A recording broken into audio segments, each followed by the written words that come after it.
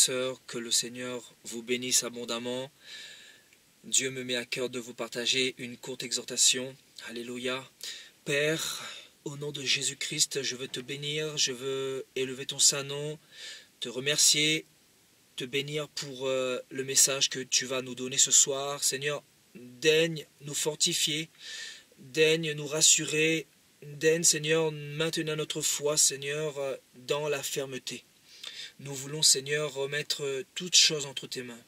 Merci, Papa, pour l'eau de vie que tu nous donnes et pour ce pain qui nous nourrit continuellement. Nous te bénissons et nous t'avons ainsi prié dans le nom puissant de Jésus-Christ de Nazareth. Voilà, frères et sœurs, je vais vous inviter à prendre vos Bibles dans la première épître aux Thessaloniciens, au chapitre 1, à partir du verset 9. 1 Thessaloniciens, chapitre 1, à partir du verset 9. Car on raconte à notre sujet quel accès nous avons eu auprès de vous et comment vous vous êtes convertis à Dieu en abandonnant les idoles pour servir le Dieu vivant et vrai, et pour attendre des cieux son Fils qu'il a ressuscité des morts, Jésus, qui nous délivre de la colère à venir. Amen, alléluia.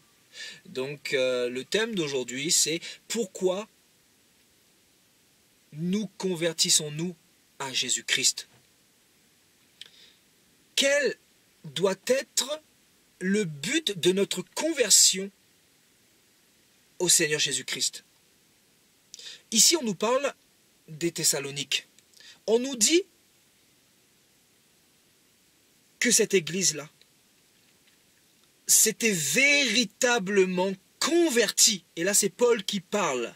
Paul avait appris que cette église s'était véritablement convertie à Jésus-Christ en abandonnant les idoles, en abandonnant les images taillées, en abandonnant tout ce qui est fait de main d'homme pour adorer Dieu en esprit et en vérité. Donc, les Thessaloniques avaient subi une réelle repentance.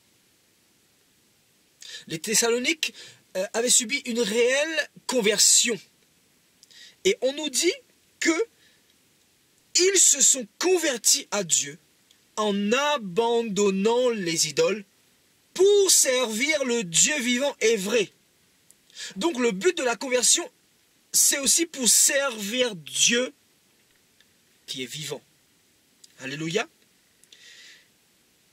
Et le but de la conversion, c'est aussi d'attendre des cieux Jésus-Christ de Nazareth. Aujourd'hui, nous avons des personnes qui vont se convertir pour que leur situation change par rapport à leurs finances, par rapport à leur mariage, par rapport à leur persécution, par rapport à un certain nombre de choses.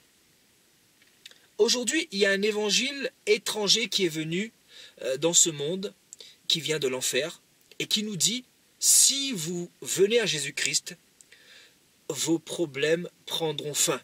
Alors que c'est faux. Paul dit que ici les Thessaloniques s'étaient convertis pour servir Dieu et pour attendre Jésus-Christ des cieux. Donc, le but réel de la conversion doit nous pousser à attendre Dieu d'une manière ardente, d'une manière patiente, c'est-à-dire nous préparer en conséquence chaque jour, ne pas nous souiller avec le péché, parce que la Bible nous dira que Jésus-Christ peut revenir à n'importe quel moment. Amen. Donc, frères et sœurs, pourquoi nous convertissons-nous à Jésus-Christ? Quel a été le but de notre conversion? Je dis souvent que, moi personnellement, je me suis converti à Jésus-Christ pour préparer mon éternité. Donc littéralement pour attendre Jésus-Christ, parce que Jésus-Christ reviendra nous chercher pour l'éternité, pour être avec lui pour l'éternité. La Bible dira que nous serons avec lui pour l'éternité. Donc, une conversion a pour but d'espérer dans la vie d'après, d'espérer dans le retour de Jésus-Christ. Comme les Thessaloniciens qui avaient été enseignés correctement par l'apôtre Paul, Paul leur dira, si vous vous convertissez à Jésus-Christ, c'est pour attendre le royaume qu'il vous a promis, c'est-à-dire le royaume des cieux. Jésus-Christ dira, repentez-vous, le royaume des cieux est proche. Jean-Baptiste dira, repentez-vous, le royaume des cieux est proche. Pierre dira, repentez-vous, car le royaume des cieux est proche, car Jésus-Christ est proche, car son retour est proche. Et il nous a fait une promesse, et on nous dit que celui qui nous a fait cette promesse est fidèle, et que Dieu n'est pas un homme pour mentir, ni un fils de l'homme pour se repentir. Oui, on sera éprouvé, oui, on sera persécuté, oui, on pourra être dans la disette, dans la souffrance, dans la famine, on pourra même être dans la nudité. Mais le but de notre conversion, on ne doit pas l'oublier, frères et sœurs, c'est pour attendre Jésus-Christ des cieux. Parce que la Bible dit dans Acte 1, il reviendra de la même manière qu'il a été enlevé. Souvenez-vous des anges qui disaient cela à ceux qui avaient vu Jésus-Christ être enlevé au ciel. Il reviendra de la même manière, que personne ne vous trompe. On est effectivement en 2018, on a l'impression que Jésus-Christ met beaucoup de temps à revenir. Mais la Bible dit qu'il use de patience, ne voulant qu'aucun périsse, mais que tous arrivent à la repentance. Donc que personne ne vous trompe avec des évangiles complètement diaboliques où on vous dit qu'il faut venir à Jésus et vous serez riche et vous serez prospère. C'est pas ce que Jésus-Christ a dit. La Bible dit que quand on se convertit, c'est pour servir Dieu avec des œuvres justes, avec des œuvres de piété, mais surtout pour attendre Jésus-Christ. C'est pour espérer en cette promesse qu'il nous a faite. On ne se convertit pas pour aller dans un temple, pour aller dans une église, mais on se convertit pour vivre avec Dieu, pour marcher avec Dieu sur terre et dans l'éternité, pour espérer en lui et surtout ne point abandonner par rapport aux épreuves, par rapport aux obstacles, par rapport à tout ce que l'on peut rencontrer, parce que Jésus dira dans Jean 16, 33, « Vous aurez des tribulations dans le monde, mais prenez courage parce que j'ai vaincu le monde. » Et Paul dira dans Acte 14, au verset 22, c'est par beaucoup de tribulations qu'il vous faut rentrer dans le royaume des cieux. Donc, que personne ne vous trompe. Soyons comme les Thessaloniciens qui s'étaient véritablement convertis en se séparant des idoles, en se séparant de maman Marie, en se séparant de Joseph, en se séparant de Saint-Expédie, en se séparant de tous les saints que vous pouvez trouver dans l'Église catholique, en se convertissant véritablement à Jésus-Christ. Voilà quelle est la véritable conversion. Et les Thessaloniques avaient expérimenté cette réelle conversion.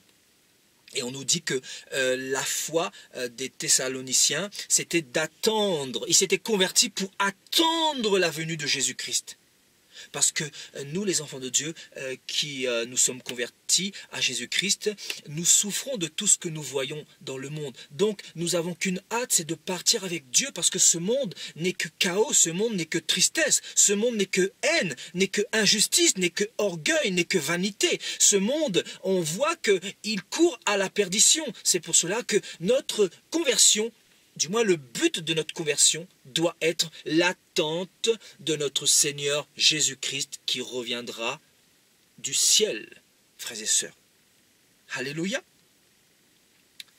Alléluia. Voilà pour le message que le Seigneur voulait nous faire partager. J'espère que cela vous aura édifié. Je vous donne rendez-vous très prochainement pour une prochaine prédication.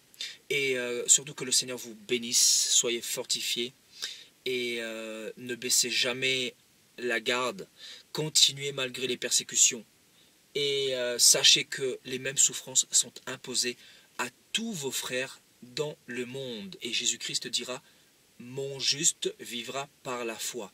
Et si il se retire, mon âme ne prend pas plaisir en lui. On est chrétien pour être persécuté, peut-être, mais demain, on sera consolé avec notre papa. Parce que bientôt, il va y avoir un enlèvement. C'est C'est une promesse que Dieu nous a faite. C'est une prophétie qui va s'accomplir, frères et sœurs. Dans 1 Corinthiens 15, on nous dit que les morts en Christ seront ressuscités. Ensuite, nous serons enlevés avec eux sur les nuées. Jésus-Christ va revenir prendre son épouse glorieuse. L'épouse, c'est qui? Ce sont les vrais enfants de Dieu qui se sont convertis véritablement, qui ont abandonné la religion, qui ont abandonné les idoles, qui ont abandonné l'idolâtrie au niveau des hommes, au niveau du pape, au niveau de tous ces pasteurs corrompus, au niveau de l'argent, au niveau de la convoitise et de toutes les passions de la chair par rapport au péché.